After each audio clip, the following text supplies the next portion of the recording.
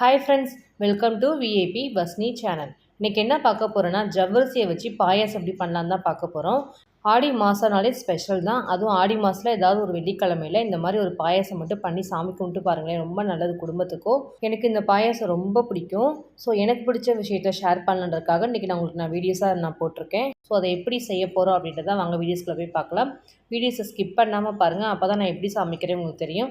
First time சேனலில் பார்க்குறவங்களா அது என்ன சப்ஸ்கிரைப் பண்ண கொஞ்சம் கிளிக் பண்ணிக்கோங்க. பக்கத்தில் இருக்கிற பெல் ஐக்கானை கிளிக் பண்ணும்போது ஆல்ன்ற ஆப்ஷன் கொடுத்தீங்கன்னா நான் போடுற வீடியோஸ் எல்லாமே உங்களுக்கு ஆன் த ஸ்பாட்டில் வந்து சேரும். வாங்க வீடியோஸ்குள்ளே போகலாம். நான் இன்றைக்கி ஜவ்வரிசி தான் யூஸ் பண்ணி தான் பாயாசம் பண்ண போகிறேன். ஜவ்வரிசி மட்டும்தான் நான் சேர்க்க போகிறேன். ஸோ அதனால் நான் இன்றைக்கி 100 கிராம் அளவுக்கு ஜவ்வரிசி நான் எடுத்திருக்கேன். நான் எப்போவுமே பாயாசம் பண்ணும்போது நைலான் ஜவ்வரிசி தான் வாங்குவேன். இதுதான் நல்லாயிருக்கும், கண்ணாடி மாதிரி இருக்கும், சாப்பிடும்போது நல்லாயிருக்கும் அந்த டேஸ்ட்டுமே. இந்த ஜவ்வரிசியை நம்ம லைட்டாக கீ ஆட் பண்ணி நம்ம இதை நல்லா வறுத்துக்கணும். ஃபஸ்ட்டு ஸ்டவ்வை ஆன் பண்ணிக்கோ, ஒரு பேன் வச்சுக்கலாம். பேன் நல்லா ஹீட் ஆனதுக்கப்புறம் 1 ஸ்பூன் அளவுக்கு நெய் சேர்த்துக்கலாம். இந்த நெய்யில் பார்த்திங்கன்னா நான் முந்திரி பருப்பும் நான் திராட்சையும் எடுத்திருக்கேன். இது எல்லாத்தையும் நெய்யிலே வறுத்து எடுத்துக்க போகிறேன்.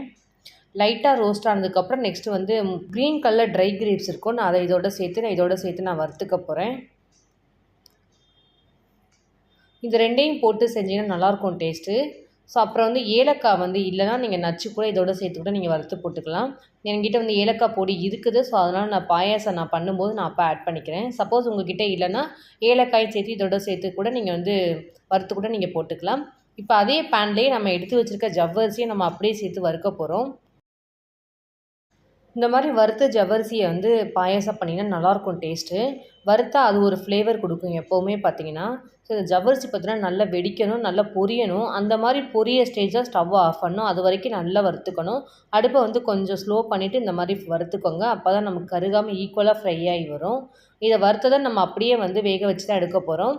ஆனால் வறுத்து போட்டிங்கன்னா டேஸ்ட் நல்லாயிருக்கும். ஸோ அதுக்காக தான் நான் அந்த மாதிரி வறுத்து செய்வேன். ஸோ ஆல்மோஸ்ட் வறுத்தாச்சு. இதை நம்ம அப்படியே வேற ஒரு பவுலில் ட்ரான்ஸ்ஃபர் பண்ணிடலாம். நெக்ஸ்ட் நம்ம பாயாசம் செய்ய ஸ்டார்ட் பண்ணிடலாம். பாயாசம் பண்ணுறளவுக்கு தேவையான அளவுக்கு ஒரு பாத்திரத்தில் ஒரு கிளாஸ் அளவுக்கு தண்ணி சேர்த்து இந்த மாதிரி கொதிக்க வைங்க. கொதிக்க வச்சதுக்கப்புறம் நம்ம ஜவ்வரிசியை சேர்த்துக்கலாம். கொதிக்கிற தண்ணியில் சேர்த்திங்கன்னா நமக்கு ஜவ்வரிசி சீக்கிரமாக வெந்துடும். ஸோ அதுக்காக தான் இந்த மெத்தடில் நான் யூஸ் பண்ணுவேன். தண்ணி கொதித்ததுக்கப்புறம் சேருங்க. சில பேர் கொதிக்கிறதுக்கு முன்னாடியே அந்த தண்ணியிலே கூட சேர்த்துருவாங்க.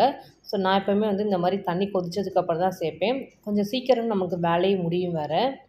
லைட்டாக ஒரு பிஞ்சளவு கொஞ்சம் உப்பு சேர்த்துக்கலாம். அப்போ தான் கரெக்டாக இருக்கும். ஸ்வீட் பண்ணும்போது இந்த மாதிரி உப்பு போட்டிங்கன்னா டேஸ்ட்டு நல்லாயிருக்கும். ஸோ சேர்த்த உடனே கரண்டி வச்சு கண்டிப்பாக மிக்ஸ் பண்ணிக்கோங்க. ஏன்னா நமக்கு அடியில் பிடிக்க ஆரம்பிச்சிடும். ஸோ அதனால் இந்த மாதிரி கரண்டி வச்சு ஃபுல்லாக மிக்ஸ் பண்ணிக்கோங்க. மிக்ஸ் பண்ணிவிட்டு அப்பப்போ அதை ஸ்லோலியே வச்சுட்டு அடுப்பை இந்த மாதிரி மிக்ஸ் பண்ணிகிட்டே இருக்கணும். மேக்ஸிமம் இந்த பாயசம் பண்ணுறது பார்த்திங்கன்னா அடுப்பை ஃபுல்லாக ஸ்லோலியே இருக்கணும். ஏன்னா பொங்கி நமக்கு வெளியில் வந்துடும், அதுக்காக தான் சொன்னேன். அதே மாதிரி பார்த்திங்கன்னா இந்த ஜவ்வரிசி பார்த்திங்கன்னா கொஞ்சம் வேகிறதுக்கு கஷ்டம், ரொம்ப நேரம் ஆகும். அடுப்பை ஸ்லோலே வச்சுட்டு நம்ம அப்பப்போ இந்த மாதிரி மிக்ஸ் பண்ணி விட்டுக்கிட்டே இருக்கணும். அப்போ தான் சீக்கிரமாகவே நமக்கு வெந்துடும். இல்லைனா நமக்கு ஒரே இடம் பிடிக்கவும் ஆரம்பிச்சிடும். ஸோ அதனால் மிக்ஸ் பண்ணிகிட்டே இருங்க. ஸோ இந்த மாதிரி லைட்டாக நமக்கு இப்போ தான் கொஞ்சம் குக்காக ஆரம்பிச்சிருக்குது. இந்த மாதிரி மிக்ஸ் பண்ணிகிட்டே இருக்கணும். கண்டிப்பாக இந்த பாயாசத்தில் இந்த ஜவ்வரிசி தான் நமக்கு முக்கியமான இன்க்ரீடியன்ஸு. இது வேகிறது தான் ரொம்ப கஷ்டம். நான் வெறும் ஜவ்வரிசி மட்டும் தான் ஆட் பண்ணியிருக்கேன். சப்போஸ் உங்களுக்கு சேமியா இதோட டேஸ்ட் ரொம்ப பிடிக்கும்னா அந்த நெய்யிலே நீங்கள் சேமியா கொஞ்சம் லைட்டாக ஃப்ரை பண்ணிவிட்டு இதோட சேர்த்துக்கலாம். அது கூட இப்போ சேர்க்கக்கூடாது. லாஸ்ட்டாக நம்ம பாயாசத்தை இறக்குவோம் பாருங்கள், அந்த ஸ்டேஜில் தான் சேர்க்கணும். இப்போயே சேர்த்துட்டிங்கன்னா நமக்கு ஜவ்வரிசி வேகாமல் இருக்கும், ஆனால் சேமியா வெந்துடும். ஸோ அதுக்காக லாஸ்ட்டாக சேர்த்திங்கன்னா கரெக்டாக இருக்கும். ஸோ ஆல்மோஸ்ட் கொஞ்சம் வெந்திருக்கு, இன்னும் நல்லா வேகணும். நம்ம போட்டிருக்க ஜவ்வரிசி எல்லாமே இந்த மாதிரி மிக்ஸ் பண்ணிட்டே இருந்தீங்கன்னா நமக்கு சீக்கிரம் வெந்துடும். நாங்கள் எப்போவுமே ஆடி மாதம் வந்துச்சுனாலே ஏதாவது ஒரு வெள்ளிக்கிழமை இந்த மாதிரி ஒரு பாயாசம் வச்சு நாங்கள் சாமி கும்பிடுவோம்.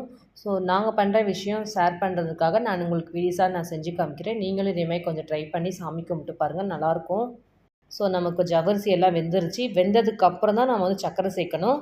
சர்க்கரை முன்னாடியே சேர்த்துட்டிங்கன்னா நமக்கு ஜவ்வரிசி குக் ஆகாமல் ஆகிடும். எனக்கு நல்லா வெந்துருச்சு, அதனால் நான் 1 கப் அளவுக்கு நான் சர்க்கரை சேர்த்துக்கிறேன். நாம் எந்த அளவுக்கு நம்ம ஜவ்வரிசி எடுத்துருக்கோமோ அதே அளவுக்கு ஈக்குவலாக நம்ம சர்க்கரை சேர்த்துக்கணும். இந்த மாதிரி சேர்த்திங்கன்னா தான் நமக்கு ஸ்வீட் கரெக்டாக இருக்கும். சப்போஸ் உங்களுக்கு இதையும் மீறி ஸ்வீட் உங்களுக்கு அதிகமாக வேணுனாலும் நீங்கள் கூட சேர்த்துக்கலாம். ஆனால் கரெக்டான ரேஷியோ இது தான். ஸோ நம்ம ஜவ்வரிசி வெந்துச்சு, சர்க்கரையும் சேர்த்தாச்சு. நெக்ஸ்ட்டு நம்ம காய்ச்சி வடிகட்டி வச்சுருக்க சூடாக இருக்கிற பாலை சேர்க்கணும். ஆறின பால் சேர்க்காதீங்க, சரியான கன்சிஸ்டன்சி வராது. இந்த மாதிரி சூடாக இருக்கிற பாலை அப்படியே சேர்த்துருங்க. சேர்த்துட்டு இந்த கரண்டி வச்சு ஃபுல்லாக மிக்ஸ் பண்ணிடுங்க. நமக்கு லிக்விடாக தான் இருக்கும். நெக்ஸ்ட்டு நமக்கு ஜவ்வரிசி நமக்கு அந்த பாலும் ஆற நமக்கு நல்லா கெட்டியாக ஆரம்பிச்சிடும். சூப்பராக ஆகிடும் பாயாசம். நம்ம வந்து ஆல்ரெடி வறுத்து வச்சுருக்க அந்த முந்திரி பருப்பு திராட்சையும் சேர்த்தாச்சு. ஏலக்காய் பொடி நான் ஒரு 1/2 டீஸ்பூன் நான் சேர்த்துக்கிறேன். எங்கள் வீட்லேயே நான் வந்து ரெடி பண்ணது தான். சப்போஸ் உங்ககிட்ட இல்லைன்னா நீங்கள் ஏலக்காய் கூட நச்சு கூட ஃப்ரை பண்ணிவிட்டு கூட சேர்த்துக்கலாம். பாயாசத்துக்கு தேவையான எல்லா பொருளையும் சேர்த்தாச்சு. சூப்பராக ரெடி ஆகிடுச்சு. மிக்ஸ் பண்ணிக்கலாம். மிக்ஸ் பண்ணிவிட்டு ஸ்டவ்வை ஆஃப் பண்ணிவிட்டு சர்வ் பண்ணிட வேண்டியது தான். செம்ம டேஸ்ட்டாக சூப்பராக இருக்கும். இப்போ பார்க்க தான் நமக்கு தண்ணியாக இருக்க மாதிரி இருக்கும். நமக்கு ஆறி போக போக நமக்கு வந்து நல்லா கெட்டியாக ஆரம்பிச்சிடும். அந்த ஜவ்வரிசி நமக்கு அந்த பாலில் ஊறி போய் சூப்பராக இருக்கும். சப்போஸ் உங்களுக்கு ரொம்ப கெட்டியாகிடுச்சு அப்படின்னா நீங்கள் சூடாக பாலை காய்ச்சி கூட நீங்கள் இந்த ஸ்டேஜில் சேர்த்துக்கலாம். வேறு ஒரு பவுலில் ட்ரான்ஸ்ஃபர் பண்ணிடலாம். இன்றைக்கி என்னோடய ஸ்டைலில் உங்களுக்கு நான் ஒரு ஆடி வெள்ளியில் இந்த மாதிரி ஒரு பாயாசம் ரெடி பண்ணலாம் நான் செஞ்சு காமிச்சிருக்கேன். கண்டிப்பாக நீங்கள் ட்ரை பண்ணி பாருங்கள். கமெண்ட் செக்ஷனில் எப்படி இருந்துச்சுன்னு சொல்லுங்கள். என்னோடய வீடியோஸ் உங்களுக்கு பிடிச்சிருந்துச்சுன்னா லைக் பண்ணுங்கள், ஷேர் பண்ணுங்கள், கமெண்ட் பண்ணுங்கள், சப்ஸ்கிரைப் பண்ணுங்கள். பக்கத்தில் இருக்கிற பெல் ஐக்கானை கிளிக் பண்ணிவிடுங்க. Thank you friends.